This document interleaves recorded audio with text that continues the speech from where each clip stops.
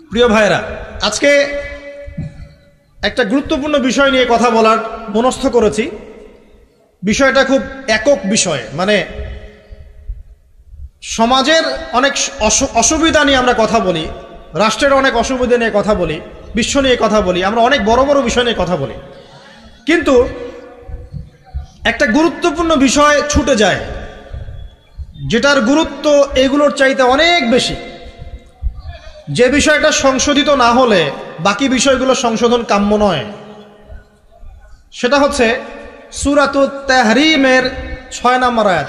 আল্লাহ রাব্বুল আলামিন সূরা তাহরিমের 6 নম্বর আয়াতে বলছেন, বাদা আউযু বিল্লাহি মিনাশ শাইতানির রাজীম, আল্লাহ পাক বলছেন, ইয়া আইয়ুহাল্লাযীনা আমানু, হে মুমিনগণ, কু আনফুসাকুম, তোমরা নিজেরা জাহান্নামের আগুন থেকে বাঁচো, ওয়া আহলিকুম নারান, তোমাদের পরিবার বর্গকেও জাহান্নামের আগুন থেকে বাঁচাও। নিজে জাহান্নামের আগুন থেকে বাঁচো, পরিবার বর্গকেও জাহান্নামের আগুন থেকে বাঁচাও। আলাইহা মালাইকাতুন গিলাদুন শিদাদ, সেই জাহান্নাম থেকে বাঁচাও যেখানে আছে কঠোর মনের কিছু ফেরেশতা। লা ইয়াসুনাল্লাহা মা আমারাহুম ওয়া ইয়াফআলুনা মা ইউমারুন, আল্লাহ পাক বলছেন যে তাদেরকে আল্লাহ পাক যখন কোনো আদেশ করেন, সেই আদেশ পালনে তারা বিন্দুমাত্র গাফিলতি করে না। কঠিন হৃদয়ের কিছু ফেরেশতা আল্লাহ রাব্বুল আলামিন রেখেছেন কোথায়? জাহান্নামে। এবং এই জাহান্নাম থেকে বাঁচার জন্য আল্লাহ পাক বলছেন, তুমি নিজে আগে বাঁচো এবং পরিবার বর্গকে বাঁচাও। আসেন, কেন এই কথাটা বলতে হচ্ছে?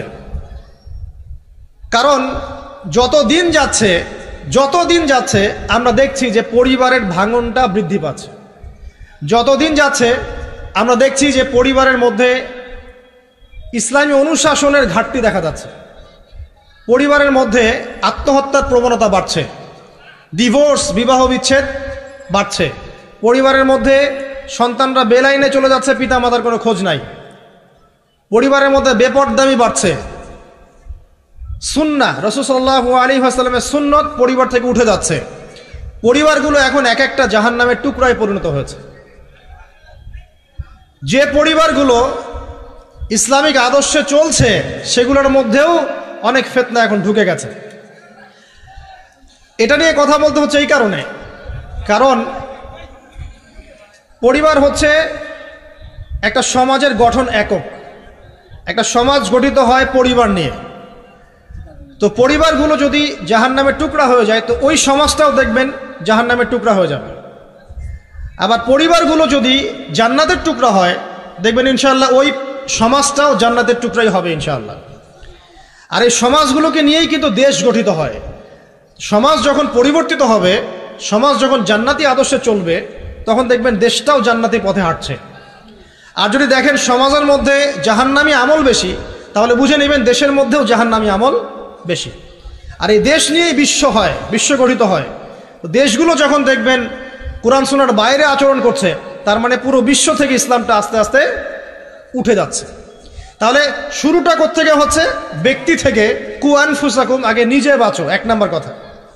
নিজে জাহান্নামের আগুন থেকে বাঁচো। 2, তোমার পরিবার বর্গকে বাঁচাও। আমরা এখন বিশ্ব অর্থনীতি, দেশ, এগুলো নিয়ে পরে কথা বলবো। আমরা আগে বলবো নিজের কথা এবং পরিবারের কথা, ঠিক আছে? আসুন, আল্লাহ পাক বলছেন নিজে বাঁচো, পরিবার বর্গকে বাঁচাও। তার মানে আত্মকেন্দ্রিকতার কোনো সুযোগ নাই ইসলামে, যে আমি নিজে বাঁচলাম যথেষ্ট, আর কারো দিকে দেখার দরকার নাই। এই আত্মকেন্দ্রিকতার সুযোগ ইসলামে নাই। পরিবার বর্গকেও বাঁচাতে হবে, এটা আপনার উপর নৈতিক একটা ধর্মীয় দায়িত্ব। আসুন, আমরা প্রথমে কোরআন থেকে দেখি যে কোরআনুল কারীমের মধ্যে এরকম জান্নাতি পরিবারের উদাহরণ আছে কিনা, ঠিক আছে? তারপরে আসবো আমরা ওই জায়গায় যে নবী সাল্লাল্লাহু আলাইহি ওয়াসাল্লাম শেষ জামানায় পরিবারগুলো কেমন হবে এই ব্যাপারে কি বলেছেন। তারপরে ইনশাআল্লাহ আমরা আসবো কিছু পরিসংখ্যানে, যে এখনকার কিছু পরিসংখ্যান আপনাদেরকে দিব যে পরিবারগুলোর মধ্যে কি চলছে, ঠিক আছে? আর সর্বশেষে গিয়ে আমরা আলোচনা করব ইনশাআল্লাহ যে এই সমস্যাগুলো থেকে উত্তরণের পথ কি। 4টা পার্ট আছে আলোচনায়। কয়টা পার্ট? 4টা পার্ট। আগে আমরা দেখব প্রথমে কোরআন এবং সুন্নায় আদর্শ পরিবার গঠনের ব্যাপারে আল্লাহ পাক কি কি নসিহত করেছেন, 1 নাম্বার। তারপরে যাব রাসূল সাল্লাল্লাহু আলাইহি ওয়াসাল্লাম শেষ জামানায় পরিবারগুলোর অবস্থা কি করুণ হবে এই ব্যাপারে কি কি হাদিস বলেছেন। তারপরে আমরা আসব কিছু পরিসংখ্যানে, যে দেশে এবং বিশ্বে পরিবারের ভাঙনের কিছু পরিসংখ্যান। আর তারপরে আসব আমরা যে পরিবারগুলো এখন আমরা কিভাবে গঠন করব আর কি কি কাজ করলে এই পরিবারগুলো জান্নাতের টুকরা হবে ইনশাআল্লাহ। ঠিক আছে, তো আলোচনা একটু মনোযোগের সাথে শোনার চেষ্টা করতে হবে। আল্লাহ পাক সবাইকে তৌফিক দান করুন, আমিন। কোরআন খুলি আমরা এবার। কোরআন কি নিয়মিত খোলা হয় ভাই? প্রত্যেক দিন কোরআন তেলাওয়াত করেন কারা কারা? হাত তোলেন দেখি। মাশাআল্লাহ, এবার হাত নামান। প্রত্যেক দিন ফেসবুক চালান কারা কারা? হাত তোলেন দেখি। সত্যি সত্যি বলবেন। হ্যাঁ, মাশাআল্লাহ। এখন বোঝেন আল কোরআনের আলো কি ঘরে ঘরে জ্বলবে? যখন প্রথম প্রশ্নের হাত উঠবে কম আর দ্বিতীয় প্রশ্নের হাত উঠবে বেশি, বুঝবেন যে কোরআনের সাথে জনগণের সম্পর্ক কমে গেছে। আর যখন দ্বিতীয় প্রশ্নে হাত উঠবে কম, ফেসবুক চালান কারা কারা? হাত কম, অল্প মানুষ চালায়। কোরআন পড়েন কারা কারা নিয়মিত? সবাই হাত তুলছে, তখন বুঝবেন সমাজ পরিবর্তন হয়েছে। তো প্র্যাকটিক্যাল কথায় আসি, আমরা এখন কোরআনের দিকে যাই। যাওয়ার আগে এতটুকু রিকোয়েস্ট করব যে কোরআনটা আল্লাহর ওয়াস্তে মৃত্যুর আগে একবার খতম দেওয়ার চেষ্টা করেন। পারবেন না? ইনশাআল্লাহ। আর আপনার মৃত্যু কবে আসবে আপনি তো জানেন, তাই না? জানেন তো? না জানলে এভাবে চলতে পারেন কিভাবে? মানুষ যদি মৃত্যু সম্পর্কে গাফেল নাই হবে তাহলে এভাবে কিভাবে চলতে পারে যে নামাজের কোনো খোঁজ নাই, রমজানের কোনো খোঁজ নাই, জাকাতের খোঁজ নাই, পর্দার খোঁজ নাই, কোরআন তেলাওয়াতের খোঁজ নাই, দিনী এলেম চর্চার কোনো খোঁজ নাই, উম্মার জন্য কিছু করবে ফুরসত নাই, সারাদিন ওই দুনিয়াদারি আর ব্যবসা আর ওই চাকরি আর পরিবার আর সন্তান, রান্নাবান্না, হ্যাঁ, তারপরে যে ফেসবুক, ইউটিউব, ইন্টারনেট, আড্ডাবাজি করা, গার্লফ্রেন্ড ইত্যাদি ইত্যাদি। তো মানুষ যদি মৃত্যু সম্পর্কে সচেতনই হবে তাহলে এগুলো কি হতে পারে? তার মানে সচেতনতার ঘাটতি আছে। তো আল্লাহর ওয়াস্তে জীবনে একটাবার হলেও কোরআনটাকে অর্থসহ পড়ার চেষ্টা করেন ইনশাআল্লাহ। আর সামনে রমজান আসার আগেই কোরআনটাকে বিশুদ্ধ করে পড়বেন, তিলাওয়াত করা শিখবেন এবং একটা খতম দিয়ে শেষ করবেন। পারবেন? আল্লাহ পাক তৌফিক ইনায়াত করুন। প্রত্যেক দিন 5টা 10টা করে পৃষ্ঠা পড়ার চেষ্টা করেন। পারা যাবে না? না, সময় কোথায় আমাদের? আমাদের সায়েন্স আছে, আর্টস পড়তে হয়, কমার্স পড়তে হয়, বিসিএস কোচিং করতে হয়, কম্পিউটার সায়েন্স পড়তে হয়, কত কি পড়তে হয়। আমাদের কি কোরআন পড়ার সময় আছে ভাই? হ্যাঁ, এগুলো শেষ করার পর যদি কোরআনে একটু সময় দেওয়া যায় তখন 2-3 পৃষ্ঠা তাড়াতাড়ি পড়ে বন্ধ করে রেখে দেওয়া লাগে। তারপরে বের করবো কখন? ওই আব্বা মারা যাবে ওই দিন। তারপর বের করবো কখন? আব্বার 40-এর দিন, মায়ের 3 দিনের দিন, হ্যাঁ, বাপের বছরকির দিন। এইসব স্পেশাল দিনে আমরা কোরআনটাকে বের করব। যখন দেখবেন কোরআন আপনার বাসায় পড়ে আছে আর কোরআনের উপরে ধুলা জমে গেছে, তখন বুঝবেন যে আপনার কলবেও ধুলা জমে গেছে। আপনার কলমের মধ্যে এখন পরিচ্ছন্নতা নাই, নূর নষ্ট হয়ে গেছে। এই কারণেই তো কোরআনের উপর ধুলা পড়েছে। সুবহানাল্লাহ। যেই কিতাবের ফলে আল্লাহ রাব্বুল আলামিন মুসলিমদেরকে সর্বোচ্চ সম্মানিত করেছেন, ওই কিতাব এখন মুসলিমরা পড়তে চায় না। দুনিয়ার সব পড়া পড়তে চায়, এটা পড়তে চায় না। কোরআন সুন্নায় কিছু থাকলে ওই বিষয়টা মুসলিমরা মেনে চললে মানুষ বলে এরা মৌলবাদী, মানুষ বলে এরা ধর্মান্ধ, মানুষ বলে এরা ব্যাকডেটেড, কত শব্দ। এবং এই শব্দগুলো নাকি সো কল্ড প্রগতিশীলদের পক্ষ থেকে আসতেছে। এখন কোরআন আল্লাহ পাক নাজিল করেছেন, আল্লাহর জ্ঞান বেশি না আমার জ্ঞান বেশি? কোরআন আল্লাহ পাক নাজিল করেছেন তার রাসূল মুহাম্মদ সাল্লাল্লাহু আলাইহি ওয়াসাল্লামের উপরে, নবীর জ্ঞান বেশি না আমার জ্ঞান বেশি? তো এই কোরআন এবং সুন্নায় যা আছে আমি তো মানবই অন্ধভাবে, কারণ আমার জ্ঞান তো তার চেয়ে বেশি নয়। এখানে আল্লাহ পাক সমস্ত বিষয়ের সমাধান দিয়েছেন। তো সমাধান আল্লাহ পাক দিয়ে থাকলে আমার মানতে সমস্যা কোথায়? সমস্যা আছে? আমি কি আল্লাহর চেয়ে বেশি বুঝি? আমি কি নবীর চেয়ে বেশি বুঝি? এরা যদি বলে আমরা আল্লাহর চেয়েও বেশি বুঝি, নবীর চেয়েও বেশি বুঝি, এরা মুরতাদ, কাফের হয়ে গেছে। ইসলামের সাথে তো কোনো সম্পর্ক নাই। যদি নাম হতে পারে আব্দুর রহমান, আব্দুর রহিম, হ্যাঁ, মুজাহিদুল ইসলাম নাম হতে পারে, ইসলামের সাথে কোনো সম্পর্ক নেই। যদি কোরআন এবং সুন্নাহকে ব্যঙ্গ করে বা মনে করে এর মধ্যে সবকিছু সমাধান নাই, অন্য আরো উৎসের দরকার আছে। তো মুসলিমদের আকীদা হবে কেমন? কোরআন এবং সুন্নাহ আল্লাহ নাজিল করেছেন, এখানে আল্লাহ পাক মানবতার প্রতিটা বিষয়ের সমাধান দিয়েছেন। ঠিক আছে? এখন এই সমাধানগুলো মেনে চলার জন্য আমাকে আগে পড়া শিখতে হবে, তারপরে আমাকে এর অর্থটা জানতে হবে, এর উপর আমল করতে হবে, কোরআনের দাওয়াত মানুষকে দিতে হবে। তখনই না ইনশাআল্লাহ একটা কোরআনিক সমাজ গড়ে উঠবে, তাই নয় কি? তো কোরআনিক সমাজ গড়ে উঠলে কি অমুসলিমদের অসুবিধা আছে? কোরআন তাদের স্বার্থ সর্বোচ্চ অগ্রাধিকার দিবে না? একটা অমুসলিম যদি একটা ইসলামিক স্টেটের মধ্যে নির্যাতনের শিকার হয়, জুলুমের শিকার হয়, এবং ওই জুলুম যদি কোনো মুসলিম তার উপর করে থাকে, তখন ইসলামিক স্টেটের প্রধান যিনি, যে কোর্ট এবং ল থাকবে, ওই মুসলিমকে শাস্তির আওতায় এনে বিচার করতে হবে। এত সাম্যের ধর্ম ইসলাম। আমরা আসলে ইসলাম বুঝিও না, ইসলাম পড়িও না, কিছু মানুষের কর্মকাণ্ড দেখে আমরা ইসলাম সম্পর্কে ধারণা করি, তাই না? কিছু দাড়ি টুপিওয়ালা মানুষ যদি অন্যায় করে, আমরা মনে করি ইসলাম মনে হয় এমনই। দাড়ি টুপি রেখে সিগারেট খাচ্ছে, দাড়ি টুপি রেখে আপনার সুদ খাচ্ছে, দাড়ি টুপি রেখে ঘুষ নিচ্ছে, দুর্নীতি করছে, তখন মানুষ মনে করে মুসলিমরা মনে হয় এমনই। আসলে ইসলামের সাথে কি ওদের কোনো সম্পর্ক আছে? ওদের নাম খালি আব্দুর রহমান, আব্দুর রহিম হতে পারে। তাহলে প্রকৃত ইসলামটা আপনি কোথায় পাবেন প্রিয় অমুসলিম ভাই বোন? প্রকৃত ইসলামটা পাবেন আপনি কোরআন এবং হাদিসে। ওইটা পড়ে আপনি ইসলাম সম্পর্কে ধারণা করেন। মুসলিমদেরকে দেখে ইসলাম সম্পর্কে ধারণা করার দরকার নাই, কারণ এখন আমাদের মধ্যে গর্বের বিষয় খুব কমই আছে। মুসলিমই তো দেখেন দুর্নীতি করছে, মুসলিমই ঘুষ খাচ্ছে, মুসলিমই সুদ খাচ্ছে, তা আমাকে দেখে আপনি কি শিখবেন? একজন বড় স্কলার, যিনি আগে অমুসলিম ছিলেন, পরে মুসলিম হয়েছেন, বড় দায়ী এবং আলেমও হয়েছেন, তিনি বলেছেন একটা কথা, যে আমি যদি ইসলাম কবুল করার আগে মুসলিমদেরকে দেখে কবুল করতাম, তাহলে মনে হয় আমি ইসলাম কবুল করতাম না। বরং আমি ইসলাম কবুল করার আগে কোরআন এবং সুন্নাহ ঘাটাঘাটি করে রিসার্চ করেছি, তারপরে আমি আল্লাহকে চিনেছি।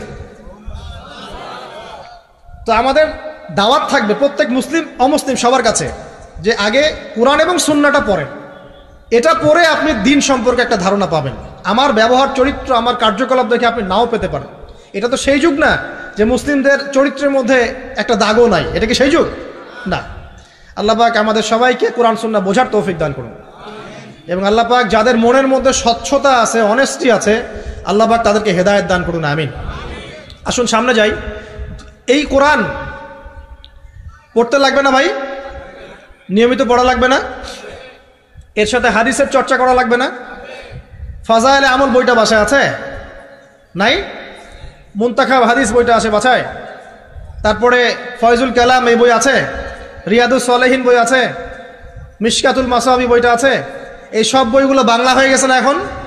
বাসায় একটু কেনা যায় না ভাই? নাকি? আপনি তো গার্লফ্রেন্ডের সাথে খাইতে বসলে 1000 টাকা বিল হয়, হয় না? আর খাওয়ার সময় তো তারা আপনাকে খসানোর জন্যই খেতে বসে, আর আপনাকে খসানোর আগে আরো 2 টাকা খসা এসে আসছে। ওই খবরটা আপনি জানেন না, যখন জানবেন তখন ব্রেকআপ হয়ে যাবে। এটা ট্রেন্ড হয়ে গেছে। তো এই যে টাকা পয়সা নষ্ট হয় না ভাই? চায়ের দোকানে বসলে টাকা নষ্ট হয় না? বসলে 100 টাকা যায়। টাকার কোনো দাম আছে এখন? 500 টাকার কোনো মূল্য আছে? 1000 টাকা দিয়ে কিছু হয় এখন? তো টাকার কিন্তু কোনো মূল্য নাই, কমতেছে। আরো দিন যাবে না, আরো কমবে। এটাকে আমি বলিনি আগে, বা এক শ্রেণীর স্কলার বলেন নাই? যত দিন যাবে দেখবেন আরো কমতে থাকবে। তো এখানে বলি, সাস্টেইনেবল সম্পদ কি হবে তাহলে? জমি জমা হতে পারে, গোল্ড হতে পারে, আপনার সিলভার হতে পারে, আপনার গবাদি পশু হতে পারে, ব্যবসা ইনভেস্টমেন্ট হতে পারে, সাস্টেইনেবল অ্যাসেটে আসে। তো টাকা পয়সা আমরা কিন্তু প্রচুর অহেতুক নষ্ট করে ফেলি। এগুলো জমায়ে বইপত্র কিনে বাসায় পার্সোনাল একটা লাইব্রেরি করা যায় না? খুব কষ্ট হবে? এটা আল্লাহর জন্য যদি করি, আল্লাহ পাক রিজিকে বরকত দিবেন না? রিজিক কি আমার হাতে না আল্লাহর হাতে? আপনার রিজিক যতটুকু আছে, এটার একটা দানা না খেয়ে কি আপনি মরবেন? তাহলে আপনি যদি দিনের জন্য খরচ করেন, তাহলে কি আল্লাহ আপনার রিজিক কমাই দিবে নাকি আরো বাড়াই দিবে? আমাদের সবাইকে আল্লাহ পাক দিনের জন্য খরচ করার তৌফিক দান করুন, এবং পরিবারের জন্যও খরচ করবেন। আমি ওইদিকে পরে আসছি। সবচেয়ে উত্তম ব্যয় সেটাই যেটা মানুষ পরিবারের জন্য করে। মুআজ বিন জাবাল রাদিয়াল্লাহু আনহুকে নবীজি বলেছেন সাল্লাল্লাহু আলাইহি ওয়াসাল্লাম, তোমার সামর্থ্য অনুযায়ী পরিবারের পিছনে ব্যয় করবে। আপনার যদি পরিবারের পিছনে বেশি ব্যয় করার সামর্থ্য থাকে, আপনি তাই করবেন। কম সামর্থ্য হলে কম ব্যয় করবেন, সামর্থ্য অনুযায়ী করবেন। আল্লাহ পাক তৌফিক দান করুন, আমিন। তো প্রিয় ভাইরা, এই কোরআনের মধ্যে একটা সূরা আছে, সূরা তাহরিম। কি নাম? এই তাহরিম সূরার 6 নম্বর আয়াতে আল্লাহ পাক বলছেন, ইয়া আইয়ুহাল্লাযীনা আমানু, হে মুমিনগণ। মুমিন কারা? আমরা না?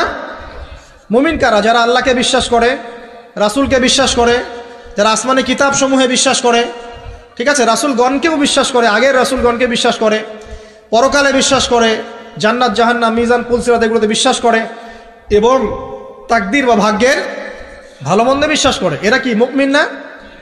শর্ত হচ্ছে, মুমিন হতে হলে আপনাকে অন্তরে বিশ্বাস করতে হবে, মুখে স্বীকারও করতে হবে, কাজেও বাস্তবায়ন করতে হবে, নাকি শুধু মুখে বললেই হবে? নামাজ পড়ি না তাতে কি হয়েছে, আমার অন্তর ঈমান পরিপূর্ণ, বলি না আমরা? আমি তো কোনো পাপ করি না, নামাজ পড়বো কেন, বলে না? হ্যাঁ, তো নামাজ পড়ে না যদি কেউ বলে যে ভাই নামাজ না পড়ে তো কুফরি, তখন আবার খেপে যায়, আমাকে কাফের কেন বললেন, আপনি বেশি জানেন আমি কাফের না। তো এটা হচ্ছে হঠকারিতা, উদ্ধত আচরণ। তো ঈমানের শর্ত পূর্ণ হতে হলে আমলও তো দরকার আছে, নাকি? এখন আমল করতে গিয়ে আপনার কম বেশি হতে পারে, আপনি পাপ করে ফেলতে পারেন, তখন যখনই পাপ হবে উঠে দাঁড়ান, আবার ফিরে আসেন, ওযু করেন, 2 রাকাত নামাজ পড়েন, আবার তওবা করেন, আবার পথ চলেন, পাপ হবে না? পাপ হয়েছে বলে কিন্তু কেউ কাফের হয়ে যাবে না। মনে করেন ইমানদার মানুষ পথ চলতে চলতে জেনা করে ফেলেছে, হতে পারে না? হতেই পারে। তো এখন কি সে কাফের হয়ে যাবে? না, সে বড়জোর জালেম হতে পারে, ফাসেক হতে পারে, সে তওবা করে ফিরে এসে আবার আল্লাহর খাঁটি বান্দা হওয়ার সুযোগ আছে। তো তাকে কি হত্যা করা যাবে? যাবে না। তো এই বিষয়টা খেয়াল রাখবেন যে ঈমানের জন্য 3টা শর্ত: 1 অন্তরে বিশ্বাস, 2 মৌখিক স্বীকৃতি, এবং 3 কি বলেন? কাজে বাস্তবায়ন। মাশাআল্লাহ। এখন আল্লাহ পাক এই মুমিনদেরকে বলছেন যে কু আনফুসাকুম, নিজে এখন জাহান্নামের আগুন থেকে বাঁচো। মানে ঈমান এনেছি বলেই কিন্তু তাহলে জাহান্নামের আগুন থেকে বাঁচা যাচ্ছে না, অন্য কিছু কাজের দরকার আছে, আত্মসমর্পণের দরকার আছে, ইহসানের দরকার আছে, তাকওয়ার দরকার আছে। তুমি নিজে জাহান্নামের আগুন থেকে বাঁচো এবং ওয়া আহলিকুম নারা, তোমার পরিবারবর্গ যারা আছে তাদেরকেও জাহান্নামের আগুন থেকে বাঁচাও। এই আদেশটা কি সবার জন্য না, নাকি এক শ্রেণীর মানুষের জন্য? সবার জন্য। কোন জাহান্নাম? আল্লাহ ভয় দেখাচ্ছেন সেই জাহান্নাম যেই জাহান্নামে 19 জন কঠিন মনের ফেরেশতা আছে, তারা দায়িত্বশীল ফেরেশতা, তাদের আন্ডারে আর অনেক ফেরেশতা থাকতে পারেন। আলাইহা তিসআতা আশর, সেখানে 19 জন শক্তিশালী ফেরেশতা আছেন। মালাইকাতুন গিলাজুন শিদাদ, তাদের অন্তরটা খুব কঠিন, আযাব দেওয়ার সময় যাররা পরিমাণ তারা মায়া দয়া করবে না। আযাব দেওয়ার সময় যাররা পরিমাণ মায়া দয়া তারা করবে না। কবরে যখন ফাসেক, জালেম, কাফের, মুশরিককে পিটানো হবে তখন কি কেউ মায়া দয়া করবে? তখন যদি বলে ব্যথা পাচ্ছি, তাহলে কি তারা আযাব দেওয়া বন্ধ করে দেবে? শোনেন, সূরা মুমিন নামে একটা সূরা আছে। কোন সূরা? সূরা মুমিনের মধ্যে ফেরাউনের একটা ঘটনা আছে। সেই ঘটনা একটা অ্যামেজিং একটা আয়াত আছে, অ্যামেজিং একটা আয়াত। আল্লাহ পাক বলছেন যে ফেরাউন এবং তার দলবলকে প্রত্যেক দিন সকালে এবং সন্ধ্যায় 2 বেলা করে জাহান্নামের আগুন যেখানে তারা থাকবে ওইটা উপস্থাপন করা হয়। কথা বুঝতে পারছেন না? ফেরাউন এবং তার দলবলকে প্রত্যেক দিন সকাল সন্ধ্যা জাহান্নামের চিরস্থায়ী আবাস কোনটা হবে এটা উপস্থাপন করে দেখানো হয়।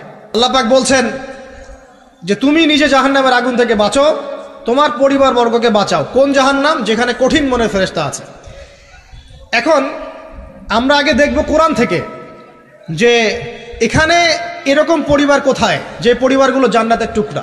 কোরআনে আসেন, আমরা দেখি কিছু এক্সাম্পল দেখি। 1 নম্বর এক্সাম্পল দিচ্ছি, আদম এবং হাওয়া আলাইহিমা সালাম, তারা একটা পরিবার না? আচ্ছা, তাদেরকে আল্লাহ পাক ফল খাওয়ার কারণে জান্নাত থেকে নামিয়ে দিলেন না? এই ফলটা খাওয়ার ব্যাপারে, এই গাছের কাছে যাওয়ার ব্যাপারে তাদেরকে উৎসাহিত করেছিল কে? ইবলিস। ইবলিস বলেছিল যে হাল আদুল্লুকা আলা শাজারাতিল খুলদি ওয়া মুলকিন লা ইয়াবলা, হে আদম এবং হাওয়া, আমি কি তোমাদেরকে এমন গাছের সন্ধান দিব না যে গাছের কাছে গেলে তোমরা চিরস্থায়ী হয়ে যাবে এবং বিশাল রাজত্বের অধিকারী হবে। চিরস্থায়িত্বের টোপ এবং রাজত্বের টোপ, এই দুটো দিয়ে তারা আদম এবং হাওয়া আলাইহিমা সালামকে ডিসিভ করেছিল। এই ফল খাওয়ার সাথে সাথে আল্লাহ পাক তাদেরকে বের করে দেন নাই, বরং ফল খাওয়ার সাথে সাথে তাদের গায়ে জান্নাতের যে পোশাকটা ছিল না এটা খুলে পড়ে গেছে। তো এই পোশাকটা খুলে ফেললো কে বলেন? ইবলিস, শয়তান। আল্লাহ পাক এটাই বলছেন, ইয়া বানি আদম, হে বনু আদম, লা ইয়াফতিনান্নাকুমুশ শাইতান, শয়তান যেন তোমাদেরকে ফিতনায় না ফেলতে পারে। কামা আখরাজা আবাওয়াইকুম মিনাল জান্নাহ, ঠিক যেমন করে সে তোমাদের পিতামাতাকে জান্নাত থেকে বের করে দিয়েছিল। ইয়ানজিউ আনহুমা লিবাসাহুমা, শয়তান তোমাদের পিতামাতার লেবাস, পোশাক খুলে ফেলে দিয়েছিল। লিউরিয়াহুমা মিন সাওআতিহিমা, যাতে করে তাদের লজ্জাস্থান উন্মুক্ত হয়ে যায়। তাহলে আমাদের পিতামাতাকে নগ্ন করে দিয়েছিল কে? ইবলিস। তাহলে এখন আপনি বলেন আমাকে, এই যুগে যারা মুসলিমদের, মুমিনদের, নরনারীদের গা থেকে পোশাক খুলে ফেলতে চায়, এরা কার এজেন্ট বলেন? বুঝতে পারছেন এবার?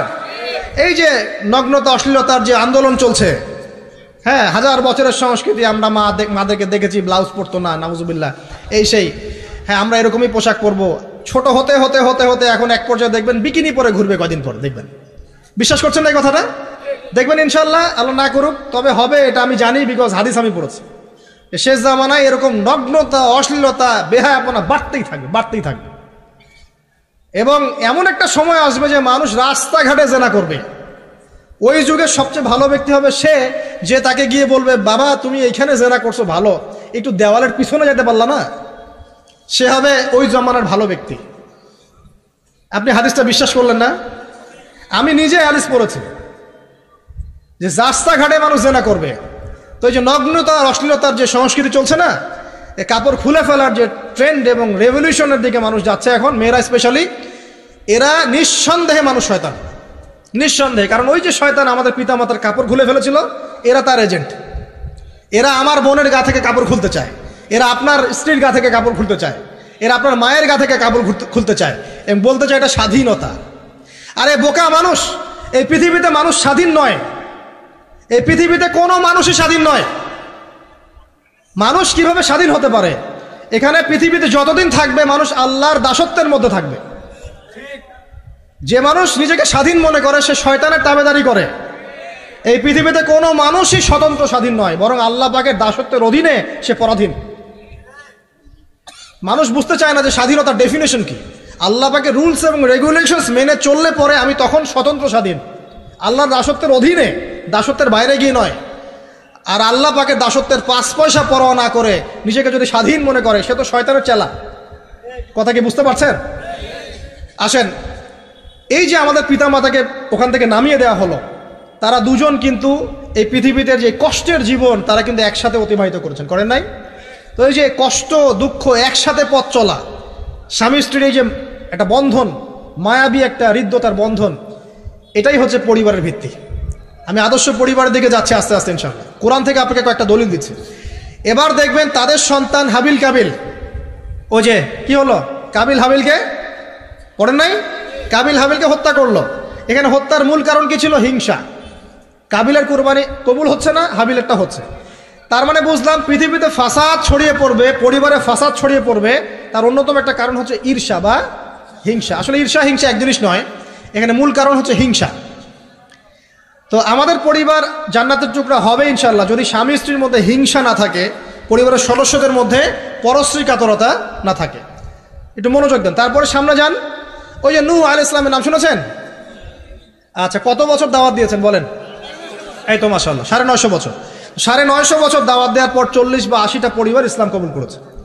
বাকিরা আল্লাহ পাকের গজবে ডুবে গেছে। এখন ডুবে যাওয়ার মধ্যে কি তার ছেলেও ছিল না? নূহ আলাইহিস সালাম আল্লাহকে বলছেন, আল্লাহ ইন্নাহু মিন আহলি, সে আমার পরিবারের একজন, তাকে হেফাজত করে বাঁচাও, আল্লাহ মাফ করে দাও। আল্লাহ পাক বলছেন লাইসা মিন আহলি, সে তোমার পরিবারের কেউ না। এখান থেকে আরেকটা দলিল দেই। লুত, কওমে লুতের নাম শুনেছেন? ওটা সমকামী, ছেলে ছেলে বিয়ে করে, যেটা এখন ছড়িয়ে পড়ছে দিন দিন। প্রতি 10 জনের মধ্যে নাকি একজন এখন মনে করে যে ছেলে ছেলে বিয়ে করা যায়, নাউজুবিল্লাহ। এবং এর এই সভ্যতাটার ধারক বাহক হচ্ছে পশ্চিমারা।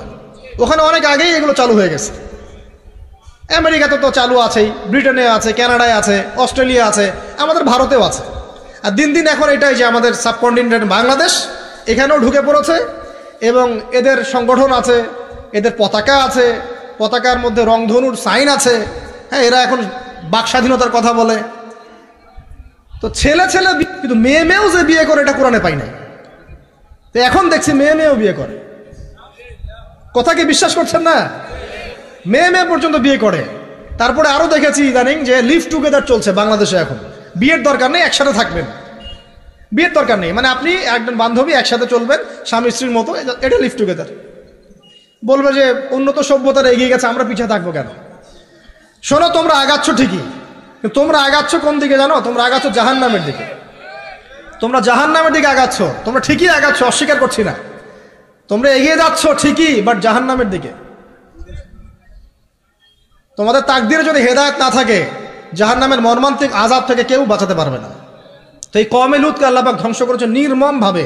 ফেরেশতাদের পাখা দিয়ে পুরো জাতিটাকে তুলে, ওই যে কওমে লুত জর্ডান ডেড সি ওই জায়গাটা, উপর থেকে পাথর বর্ষণ করে রজম করে উল্টা দিকে আবার দফন করে দেওয়া হয়েছে।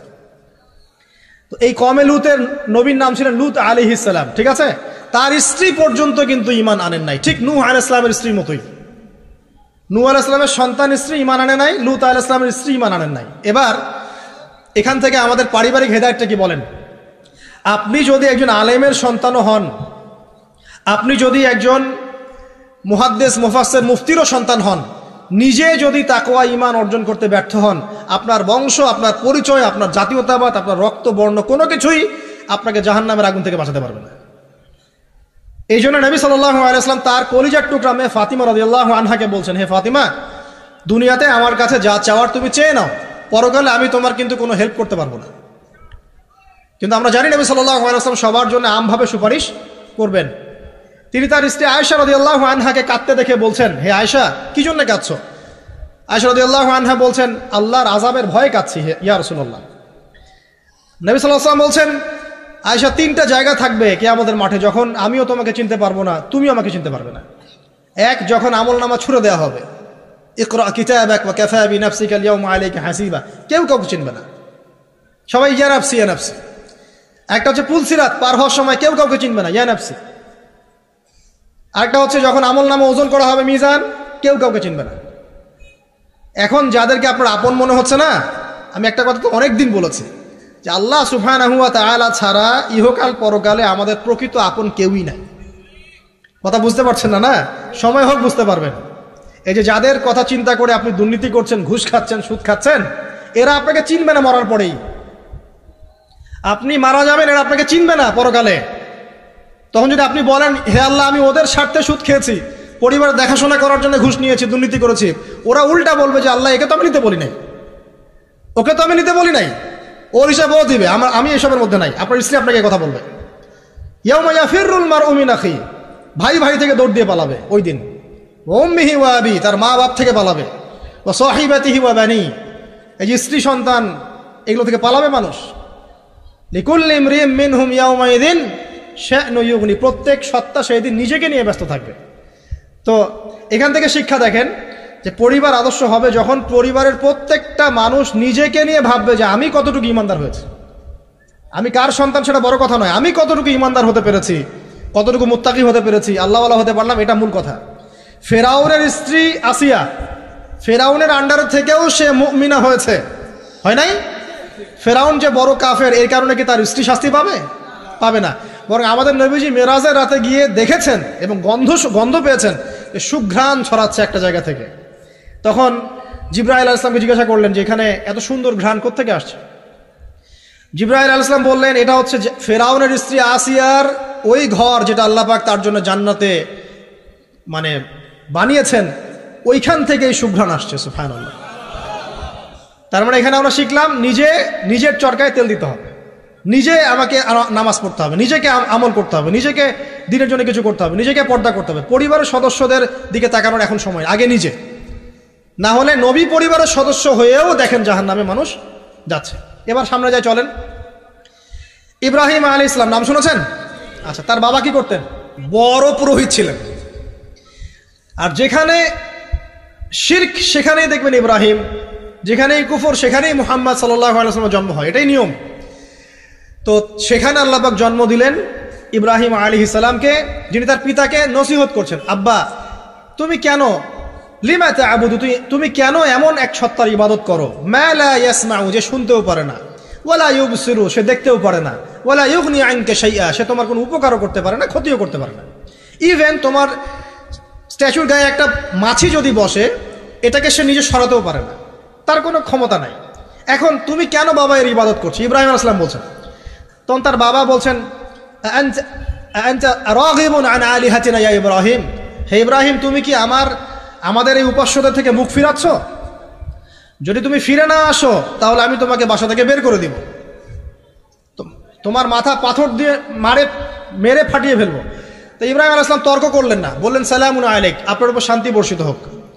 এই বলে তিনি বাসা থেকে বের হয়ে গেলেন। খেয়াল করে দেখেন, যুবক ছেলে ইব্রাহিম সে তার পিতাকে দাওয়াত দিল, তার পিতা একজন বড় শিরকের কারিগর, যে তার দাওয়াত কবুল করলো না। কিন্তু ইব্রাহিম আলাইহিস সালাম কিন্তু মিথ্যার সাথে সত্যের আপোষ করলেন না। তিনি প্রয়োজনে একা চলে গেলেন বাড়ি থেকে, তারপরেও আল্লাহর আনুগত্য ছাড়লেন না। পরিবারের হেদায়েত এখানে নাই, আছে। আরও সামনে যান, ইব্রাহিম আলাইহিস সালামের একজন স্ত্রীর নাম কি? হাজেরা, আরেকজনের নাম কি? সারা। সারা আলাইহিস সালাম থাকেন ওই যে শামে, প্যালেস্টাইন, আর হাজেরা আলাইহিস সালামকে রেখে আসা হয়েছে কোথায়? মক্কায়, এই যে এখানে জামজাম কূপ তৈরি হলো।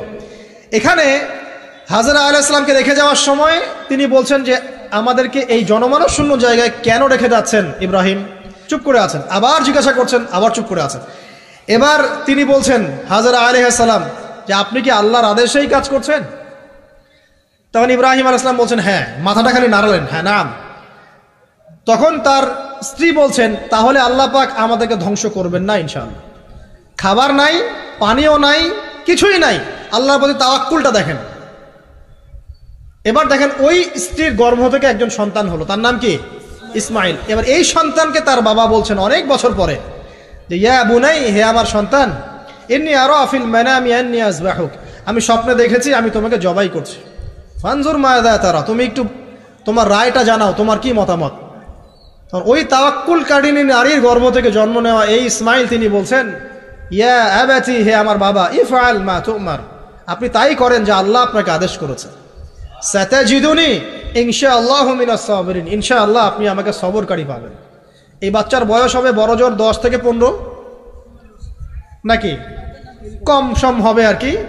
তো এই প্রজন্মের আমাদের জেনারেশনকে দেখেন না, আমি গতকালকে গুগল সার্চ করে দেখেছি যে বাংলাদেশের 11 থেকে 19 বছর বয়সী যে বাচ্চারা আছে, কিশোর, এরা এখন সবচেয়ে বেশি পর্ন দেখে, সবচেয়ে বেশি।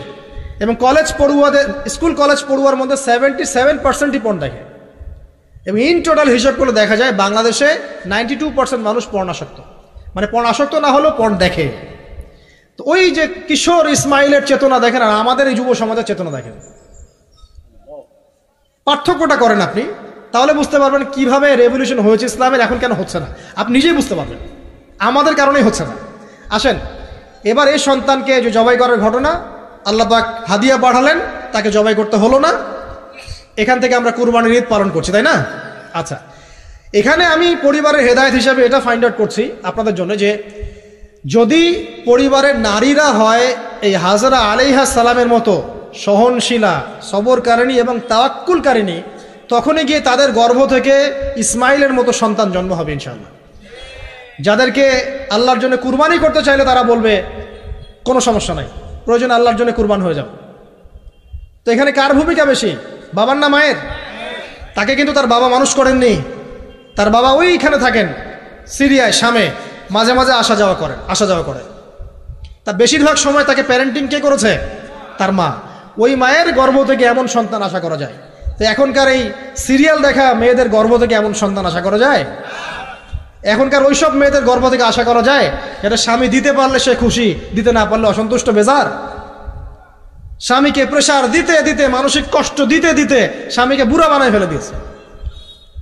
আমাদের নবীজি দোয়া করতেন আল্লাহর কাছে, আল্লাহ আমি এমন স্ত্রী থেকে তোমার কাছে আশ্রয় চাই যে আমাকে বৃদ্ধ হওয়ার আগেই বুড়া বানায় ফেলবে। বৃদ্ধ হওয়ার আগেও স্ত্রী চাইলে স্বামীকে বুড়া বানাতে পারে। দেখা যায় অনেক সময় অনেক পরিবার স্ত্রীদের মানসিক টর্চারের কারণে স্বামীরা স্ট্রোকের শিকার হয়, রোগ ব্যাধির শিকার হয়, হার্ট স্ট্রোক করে, হাই প্রেশারের শিকার হয়, পেরেশান। দিনের জন্য কাজ করা তো দূরের কথা, দুনিয়া সামলাতে তার সারাদিন চলে যায়। এই নারীরা কি হাজরা আলাইহিস সালামের মতো? যখন এমন নারীরা ঘরে ঘরে তৈরি হবে তখন দেখবেন আদর্শ পরিবার ঠিকই গঠিত হবে ইনশাআল্লাহ। তো বিয়ে করলে এই ধরনের মেয়েকে করবেন,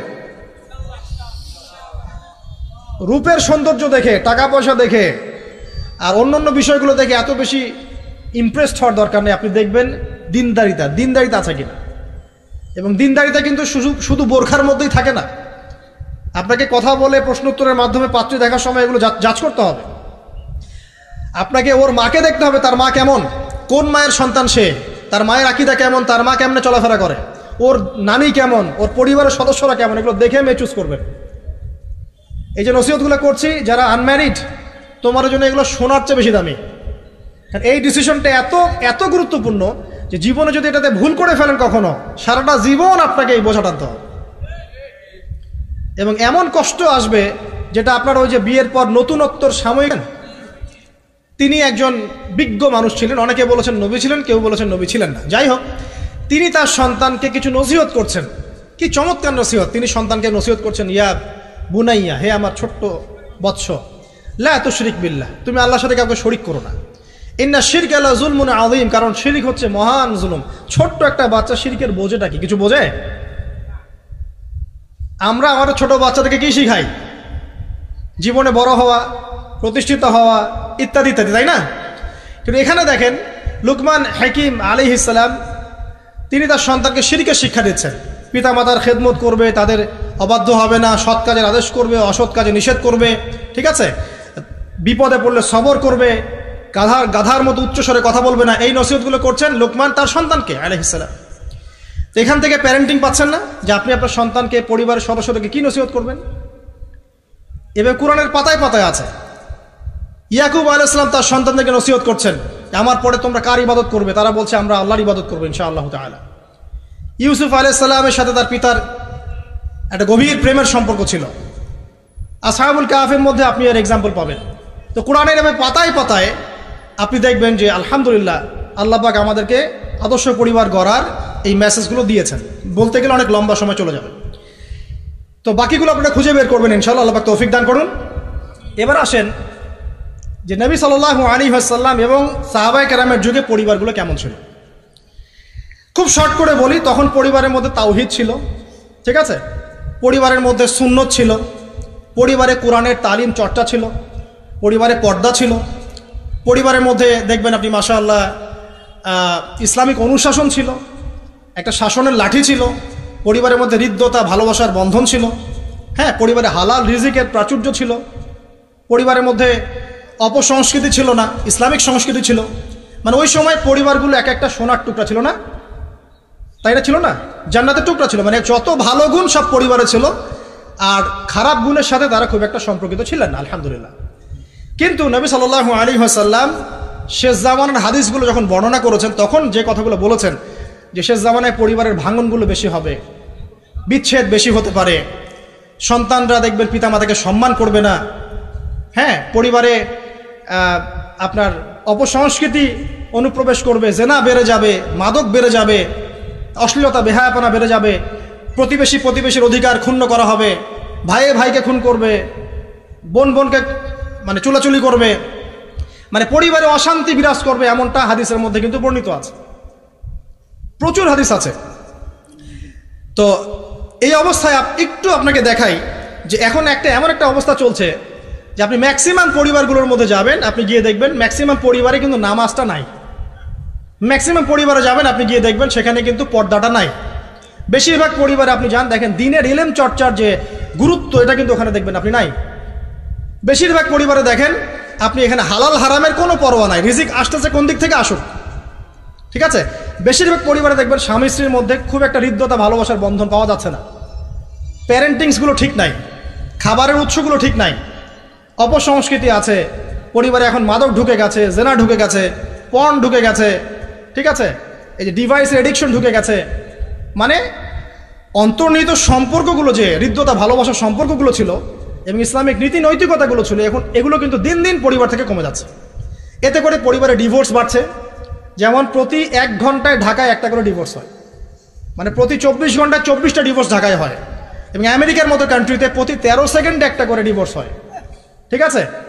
দেখা যায় গড়ে প্রতিদিন, এই বিশ্বে গড়ে প্রতিদিন 29 জন মানুষ আত্মহত্যা করছে এখন ফ্রাস্ট্রেট হয়ে, পারিবারিকভাবে, পারিবারিক কলহের শিকার হয়ে। দেখা যায় গড়ে প্রায় 30 to 40% মেয়ে এখন পারিবারিক সহিংসতার শিকার হচ্ছে, যৌতুকের কারণে, আপনার পরকীয়ার কারণে। আর পরকীয়ার কথা তো বলতেই ভুলে গেছে যে ম্যাক্সিমাম পরিবারে এখন পরকীয়া চলছে, স্বামী স্ত্রীকে নিয়ে সন্তুষ্ট না, স্ত্রী স্বামীকে নিয়ে সন্তুষ্ট না, দেখবেন পরকীয়া এটা কমন হয়ে যাচ্ছে। ম্যাক্সিমাম পরিবারে আপনি দেখবেন যে পর্ন ঢুকে গেছে, জেনা ঢুকে গেছে, মানে জেনাটাকে সহজ করে ফেলা হচ্ছে। এবং প্রগতির নামে আমরা এখন এমন কিছু কালচার লালন পালন করছি যেগুলো আস্তে আস্তে আমাদেরকে ইসলাম থেকে সরিয়ে দিচ্ছে। তো পরিবারের অবস্থা এখন ভয়াবহ খারাপ, আত্মহত্যার প্রবণতা বাড়ছে, যৌতুক বাড়ছে, আপনার মাদকাসক্ত ছেলে মেয়ের সংখ্যা বাড়ছে, হ্যাঁ, পর্ন অ্যাডিক্টেড ছেলের সংখ্যা বাড়ছে। এরা না দেশকে কিছু দিতে পারছে, না সমাজকে, না জাতিকে। এরা কিন্তু আসলে সম্পদ নয়, এরা বরং বোঝা হচ্ছে। দুনিয়াবি বিষয়গুলোকে অনেক বেশি গুরুত্ব দেওয়া হচ্ছে, এতে করে দিনটা কিন্তু সংকুচিত হচ্ছে। তো এগুলো বলতে থাকলে অনেক সময় চলে যাবে। তো এক কথায় পরিবারের ভাঙনটা এখন বেশি এবং পরিবারের নীতি নৈতিকতার অবস্থা খুব খারাপ। এর কারণগুলো আমরা ফাইন্ড আউট করলাম। কি কি কারণ? এক নাম্বার ধরেন কোরআনের তালিম চর্চা উঠে যাওয়া, তাওহীদ উঠে যাওয়া, শিরিকের অনুপ্রবেশ, সুন্নত উঠে যাওয়া, বেদাতগুলো ঢুকে যাওয়া, পরিবারে হারাম রিজিক ঢুকে যাওয়া, পরিবারের কর্তাদের নীরব ভূমিকা, হ্যাঁ, পরিবারে হাজরা আলাইহিস সালামের মতো মা না থাকা, পরিবারে খাদিজা রাদিয়াল্লাহু আনহার মতো স্ত্রী না থাকা, অনেক কারণ। এরপরে বাইরের সংস্কৃতির অনুপ্রবেশ, হ্যাঁ, প্রিন্ট এবং ইলেকট্রনিক মিডিয়ার যৌনতা, এই সব কিছু মিলে কিন্তু পরিবারগুলো ক্রাশ করছে এখন। এতে করে দেখবেন অনেক সমস্যা হচ্ছে। যৌতুক টৌতুক তো বললাম, সবচেয়ে বড় কথা আপোষের যে মিল মোহব্বত, ওয়াজআলা বাইনাকুম মাওয়াজ্জাতা ওয়া রাহমা, এটা আস্তে আস্তে কমে যাচ্ছে। এবং পরিবার যখন এরকম ভাঙনের শিকার হচ্ছে, তখন দেখবেন সমাজের মধ্যে স্ট্যাবিলিটি নষ্ট হচ্ছে এবং এই সমাজগুলোতেই আপনি কখনো আদর্শ রাষ্ট্র কায়েম করতে পারবেন না। এখন আসেন, জাস্ট এখান থেকে আমি আলোচনার শেষের দিকে যাব অল্প সময়, যে আমরা এখন কি কি কাজ করলে কিভাবে স্টার্ট করব আর কিভাবে আমরা এটাকে সলভ করতে পারি। এই সলিউশনটা দুই রকম। এক নম্বর হচ্ছে যারা অলরেডি পরিবারে ঢুকে গেছেন তাদেরকে অন্য জায়গা থেকে শুরু করতে হবে। মানে যারা অলরেডি পরিবারে ঢুকে গেছেন আপনাদেরকে তওবা করে ফিরে এসে আবার শুরু করতে হবে। আর যারা পরিবারে এখনও ঢোকেন নাই, আপনারা এখনও সৌভাগ্যবান। এখন থেকে যদি আপনারা এই নসিহতগুলো মেনে চলতে পারেন, ইনশাআল্লাহ আপনার পরিবারটা 8-10টা পরিবারের মতো হবে না ইনশাআল্লাহ। প্রথমে বলি তাদের কথা, যারা পরিবারে ঢুকে গেছি আমরা, তাদের কাজ কি? তাদের প্রথম কাজ হচ্ছে ঠান্ডা মাথায় বিশ্বের পরিস্থিতি, সমাজ দেশের পরিস্থিতিগুলো নিয়ে চিন্তা করা, ঠান্ডা মাথায় যে হচ্ছেটা কি আসলে। যখন দেখবো যে না আসলে ভালো কিছু হচ্ছে না, খারাপ হচ্ছে, তখন আপনার ভুলটা কোথায় সেটা আপনাকে ফাইন্ড আউট করতে হবে। আপনার ভুলটা কোথায় ছিল? আপনি এমন কাউকে বিয়ে করেছেন যে ফ্যামিনিস্ট, আপনি এমন একটা পরিবার গঠন করেছেন যেখানে আপনি কোরআনটা চালু করতে পারেন নাই, সবাই নামাজ পড়ছে না, সবাই পর্দা করছে না, হ্যাঁ, নিয়মিত তালিম হচ্ছে না। এখন আপনার কাজ কি? আগে তওবা করে ফিরে আসে, ফিরে এসে আপনি জ্ঞান চর্চা শুরু করেন। আপনি নিজে রোল মডেল হয়ে দেখান, জ্ঞান চর্চা করে, আমল করে, পর্দা করে, ইসলামের জন্য কিছু করে একটা রোল মডেল স্থাপন করে দেখান, দেখিয়ে পরিবারকে আহ্বান করেন যে তোমরাও এদিকে আসো। এবং আপনার যত ক্ষমতা আল্লাহ পাক দিয়েছেন পরিবারে, অর্থনৈতিক ক্ষমতা বা স্বামী হিসেবে ক্ষমতা, বাবা হিসেবে ক্ষমতা, এটা আপনি পরিবারে প্রয়োগ করেন, প্রয়োগ করে পরিবারটাকে লাইনে আনার চেষ্টা করেন। এরপরে চেষ্টা করতে করতে করতে করতে যদি কোনো কাজই না হয় শেষ পর্যন্ত, অ্যাটলিস্ট আপনি আপনার দায়িত্ব পালন করেছেন। এখন তাদের ভার আল্লাহর হাতে ছেড়ে দেন, আপনি আপনার কবরের ফিকির করেন, ব্যাস। যার যার হক তাকে তাকে দিয়ে দেন, নিজের হকটা আল্লাহর কাছে চেয়ে নেন। আর দ্বিতীয় হচ্ছে তারা যাদের পরিবার এখনো শুরু হয়নি, আপনারা কিভাবে স্টার্ট করবেন? প্রথমে বলবো জ্ঞান চর্চা এখনই করে নেন, জ্ঞান অর্জনটা এখনই করে নেন। পরিবার গঠন হয়ে গেলে অনেক রেসপন্সিবিলিটি আসবে, তখন ডিফিকাল্ট। তো জেনারেল লাইনে পড়া, ইসলামিক পড়া একটা ব্যালেন্স করেন। আমি বলছি না জেনারেল পড়া ছেড়ে দেন, আমি এটা কখনো বলি নাই। ওটা পড়াশোনা করেন, ইসলামিক পড়াশোনাগুলো করেন, একটা ব্যালেন্স করেন। করে আপনি 5 ওয়াক্ত নামাজ শুরু করেন, আল্লাহ রাস্তায় সময় লাগান, কোরআন তেলাওয়াত করেন, আলেম ওলামার সোহবতে যান, হ্যাঁ, আত্মশুদ্ধিমূলক কাজ করেন, সমাজ কল্যাণমূলক কাজ করেন। পাশাপাশি আরও বলবো যে দিনই কাজে ব্যস্ত থাকেন, দিনই কাজে ব্যস্ত থাকেন, ভালো কাজে ব্যস্ত থাকেন। এভাবে নিজের ভিতরটাকে আগে পরিশুদ্ধ করে নেন। এরপর আপনি একটা হালাল রিজিকের চেষ্টা করেন, একটা হালাল পবিত্র রিজিক হোক, সেটা কৃষিকাজ। লজ্জার কিচ্ছু নাই, কৃষিকাজ লজ্জার কোনো প্রফেশন নয়, গর্বের প্রফেশন। কারণ আল্লাহ পাক বহু নবীকে রাখালি করিয়েছেন, পশুপালন করিয়েছেন। জানেন, মুসা আলাইহিস সালামকে আল্লাহ পাক পশুপালন করিয়েছেন 8 বছর 10 বছর। এগুলো কোনো লজ্জার প্রফেশন নয়, এটা গর্বের প্রফেশন। আপনি হালাল রিজিক, অর্থনীতি হোক, আপনার কৃষিভিত্তিক হোক, বা ব্যবসা করেন হালাল কোনো, বা গভর্নমেন্ট জব, বড় বড় গভর্নমেন্ট জবের জন্য ট্রাই করেন, সেটাও ভালো। যদি না পান, বেসরকারি জব পান, আলহামদুলিল্লাহ। খেয়াল রাখবেন, জব করতে গিয়ে, ব্যবসা করতে গিয়ে এবং রিজিকের সন্ধান করতে গিয়ে আপনার নামাজ যেন ছুটে না যায়, আপনার রিজিকে হারাম যেন ঢুকে না যায়, আপনাকে যেন সুদ খেতে না হয়, আপনাকে যেন ফ্রি মিক্সিংয়ে যেতে না হয়, এগুলো খেয়াল রাখেন। খেয়াল রেখে একটা হালাল রিজিকের সোর্স আগে বের করেন। প্রয়োজনে উদ্যোক্তা হন, নতুন কিছু উদ্যোগ গ্রহণ করেন, উদ্যোক্তা হয়ে নিজে কিছু প্রতিষ্ঠা করে দেখান, এমন কিছু করেন। এরপরে আপনি বিয়ের ফিকিরটা করেন, রিজিকের ব্যবস্থাটাকে করে নেন, তারপরে ওদিকে যান। আপনার আপন ভাই হিসেবে আমি কথাগুলো বলছি, মনে করেন। এরপরে আপনি যখন বিয়ে করবেন বললাম তো, মেয়ের জাস্ট দিনদারিতা দেখবেন। হ্যাঁ, এর উপর যদি সৌন্দর্য থাকে আলহামদুলিল্লাহ, বংশ ভালো হয় আলহামদুলিল্লাহ, মেয়ের অর্থ সম্পদ আছে আলহামদুলিল্লাহ। যদি এগুলোর কোনোটাও না থাকে, দিনদারিতা থাকে, জাস্ট ওটাকে দেখেন, আর কিছু দেখার দরকার নেই, কিচ্ছু দেখার দরকার নেই। এরপরে আরেকটা কথা বলতে ভুলে গিয়েছি যে আপনি এই লেভেলে যাওয়ার আগে নিজেও পবিত্র থাকার চেষ্টা করেন। আপনি নিজে জেনায় যায় না, নিজে পর্নে যায় না, নিজে হারাম অ্যাফেয়ার্সে যায় না। যদি আপনি যান তাহলে আল্লাহ পাক কিন্তু আপনাকে পবিত্র স্ত্রী নাও দিতে পারেন। এটাই আল্লাহ পাকের নীতি যে একজন পবিত্র মানুষ পায়। ঠিক আছে, যে যেমন আল্লাহ পাক তাকে তেমন মিলিয়ে দেন, এটা আল্লাহ পাকের একটা সুন্নাহ। এর ব্যতিক্রম হতে পারে, কিন্তু আপনি যদি পবিত্র না থাকেন আপনি পবিত্র স্ত্রী নাও পেতে পারেন। তা আপনি আগে নিজে পবিত্র থাকেন, তারপরে আপনি এখন মেয়ে দেখেন। আলহামদুলিল্লাহ, বললাম দিনদারিতা প্রাধান্য দেন। এখানে হাদিসে এটা বলা হয় নাই যে 4টা গুণ দেখে বিয়ে করো, বরং বলা হয়েছে 4টা গুণ দেখে সাধারণত বিয়ে করা হয়। ঠিক আছে, করো আদেশটা এমন নয়, ইনকাহ কথাটা এমন নয়, বা ইনকাহু এমন নয়, তুনকাহু মানে বিয়ে সাধারণত করা হয়। কেউ টাকা দেখে, কেউ সৌন্দর্য দেখে, কেউ দেখে বংশ। তুমি দেখো দিন, নবীজি বলছেন তুমি দিন দেখো, না হলে তোমার হাত ধুলোয় ধূসরিত হবে, মানে ধ্বংস হয়ে যাবে তুমি। আর দিন দেখার ক্ষেত্রে শুধু বাইরের গেট আপটা যথেষ্ট নয়, তার পড়াশোনা দেখেন, তার হিস্ট্রি ঘাটবেন, তার অতীতে সে কোথায় কোথায় পড়াশোনা করেছে, কি করেছে, খোঁজ খবর নেবেন। হুট করে তাড়াহুড়া করে কোনো ডিসিশন নিয়ে ফেলবেন না, এটা খুব ভুল করে মানুষ। ঠিক আছে, তার হিস্ট্রি ঘাটেন যে সে কোথায় পড়াশোনা করেছে, কি করেছে না করেছে। তার পরিবারের বায়োডাটা ঘাটেন, তার পরিবারের সদস্যরা কেমন, নামাজ পড়ে কিনা, তার ইসলামের প্রতি কেমন ধারণা পোষণ করে। তার মাকে দেখেন, তার মা পর্দা করে কিনা, তার মা ইসলামের উপর আছে কিনা। তার নানিকে দেখেন, তার পরিবারবর্গকে দেখেন, তারপর আপনি ডিসিশন নেওয়াটা সহজ হবে। এগুলোর চেয়ে ব্যতিক্রমও হতে পারে। ওই আজারের পরিবারে ইব্রাহিমের জন্ম হতে পারে, ফেরাউনের আন্ডারে আসিয়ার জন্ম হতে পারে, থাকতে পারে, কিন্তু এটা ব্যতিক্রম। নর্মালি কিন্তু সবসময় এমনটা হয় না। যে প্যারেন্টিংস দিয়ে তারা বড় হয়েছে, ওই প্যারেন্টিংস তাদের মধ্যে থেকে যায়। এই কারণে মেয়ের ব্যাপারে খুব সেন্সিটিভ থাকবেন। আগে পুরো বিষয়গুলো ঘেটে নিয়ে তারপরে আপনি কোনো জায়গায় পা দেন। তারও আগে ইস্তেখারা করবেন আল্লাহর কাছে, যে আল্লাহ আমি তোমার কাছে ইস্তেখারা করছি, আমি জানি না যে কোনটা আমার জন্য ভালো হবে, কোনটা খারাপ। আল্লাহ এটা যদি আমার জন্য ভালো হয় সহজ করে দাও, যদি খারাপ হয় আল্লাহ দূর করে দাও। নিজের উপর চাপ নিয়েন না। তারপরে যদি দেখেন আলহামদুলিল্লাহ দিনদার, আর ডানে বামে দেখার দরকার নাই।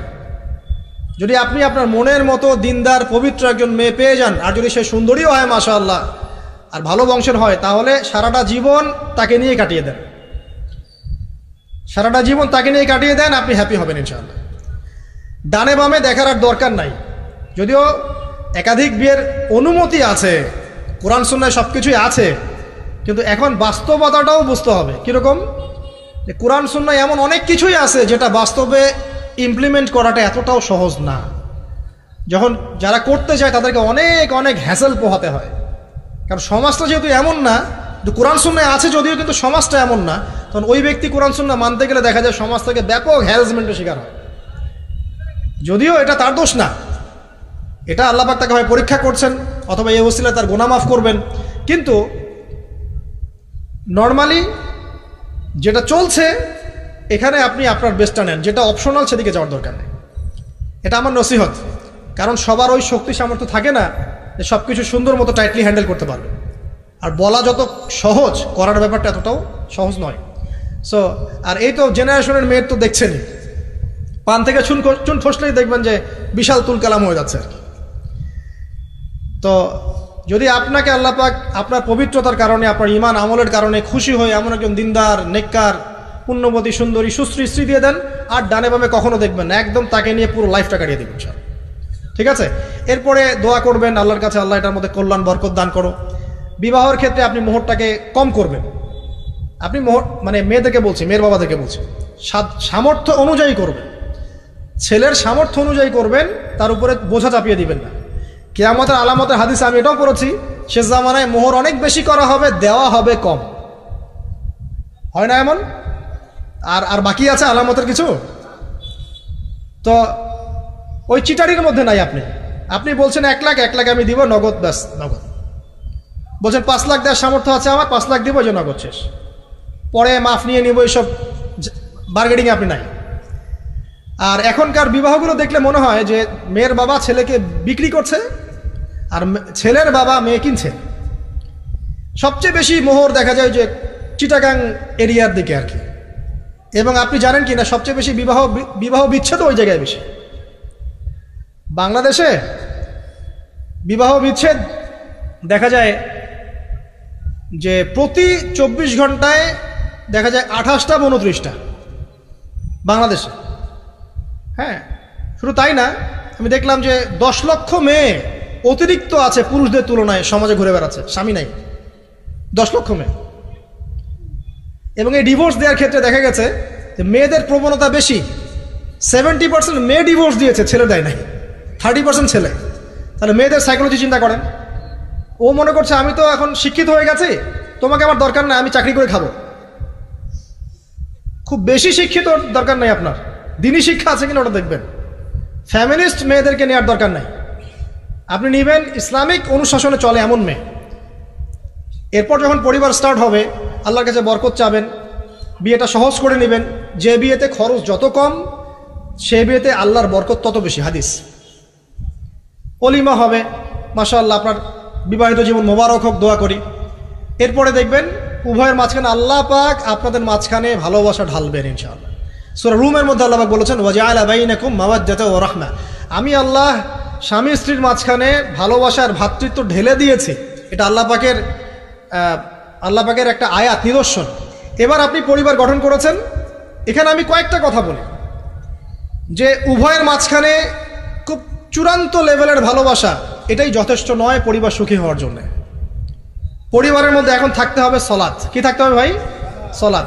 পরিবারে থাকতে হবে কোরআন, পরিবারে থাকবে সুন্নাহ, পরিবারে থাকবে ইসলামী অনুশাসন, পরিবারে থাকবে খাস পর্দা। আপনার বউকে মানুষ দেখেই নাই এরকম পর্দা। আর কাপড় খোলা তো অনেক দূরের কথা। আমার এমন স্ত্রী আপনার স্ত্রীকে দেখেই নেই মানুষ, বাধ্য না হলে সে বাইরেই আসবে না। বাধ্য হয়েছে, আসছে, মাহারাম আছে, মাহারাম সাথে আছে, এখন বাইরে আসছে।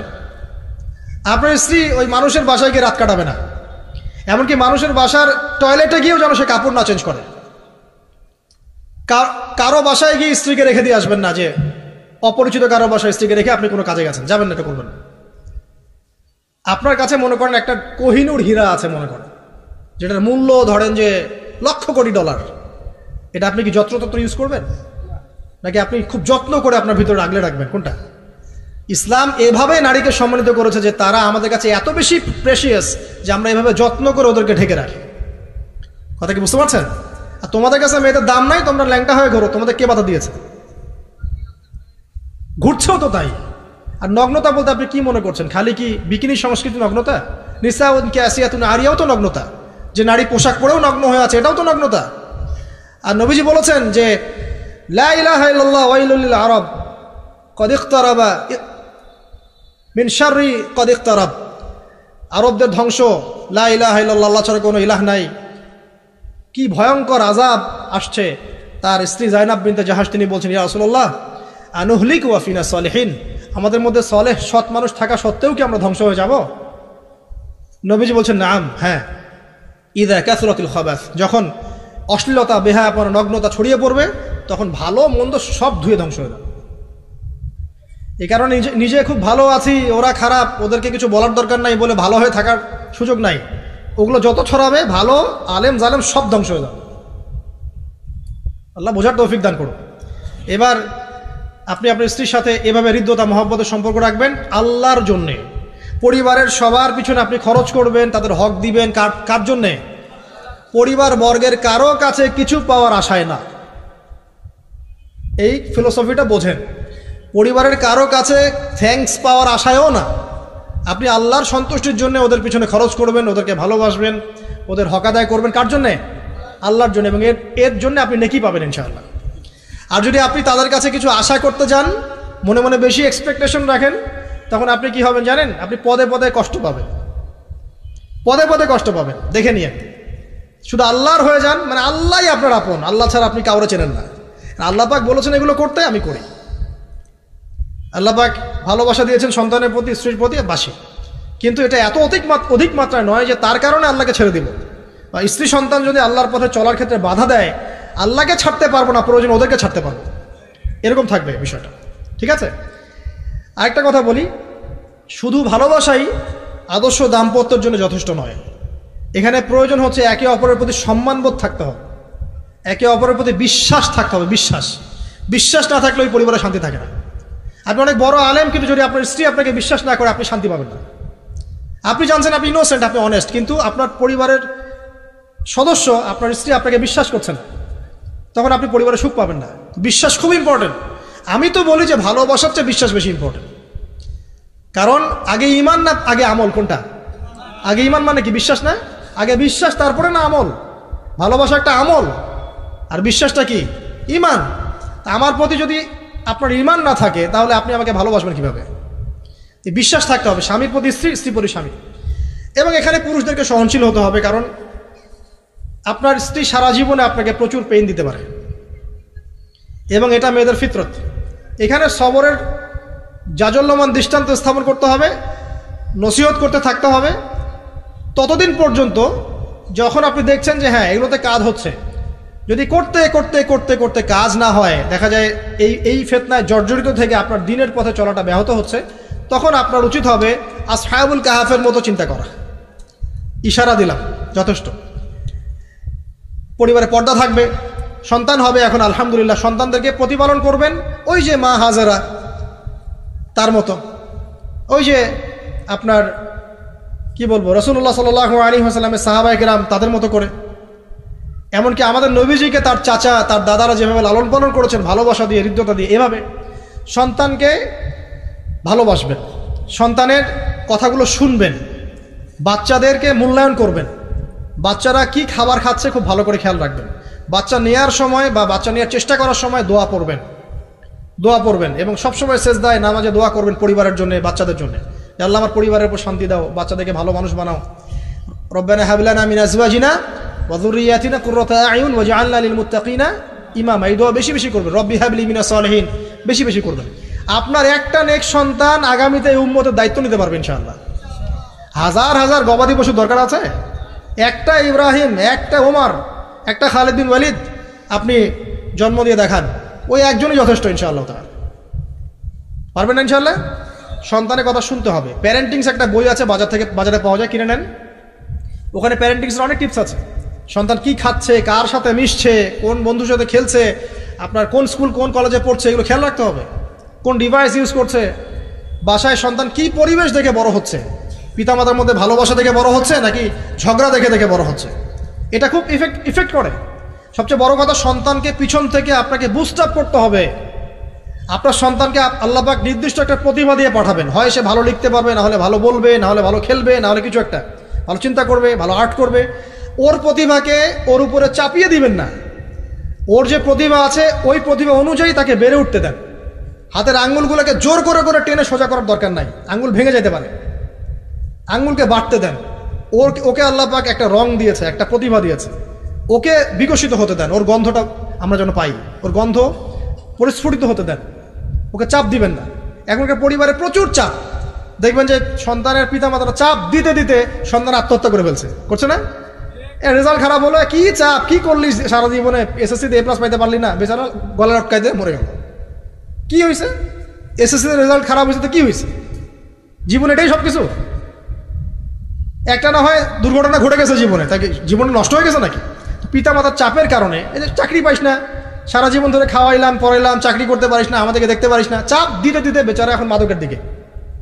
পরিবারের চাপ নিতে পারে না, ওই যে মাদকের কাছে গিয়ে শান্তি খুঁজতেছে, তারপরে ওই যে পতিতালয়ে গিয়ে শান্তি খুঁজতেছে, ওই গার্লফ্রেন্ডের কাছে শান্তি খুঁজতেছে।